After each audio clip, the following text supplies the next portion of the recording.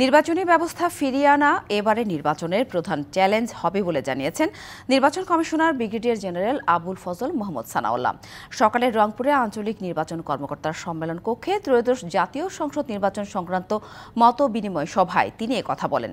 Commissioner বলেন, বিগত সময়ে প্রিজাইডিং ও পোলিং অফিসাররা ঠিকভাবে কাজ করতে পারেননি, তবে এবার নিরপেক্ষ মানুষদের দায়িত্ব দেওয়া হবে এবং ক্ষমতায়ন করা হবে। এনআইডি সংশোধনের জন্য 3,88,000 আবেদন ঝুলে আছে জানিয়ে নির্ভুল ভোটার তালিকা প্রস্তুত ও এনআইডিতে সঠিক তথ্য নিশ্চিত করতে সতর্কভাবে কাজ করার নির্দেশনা দেন তিনি। মতবিনিময় শেষে নতুন ভোটারদের তথ্য সংগ্রহ কার্যক্রম পরিদর্শন করেন নির্বাচন কমিশনার।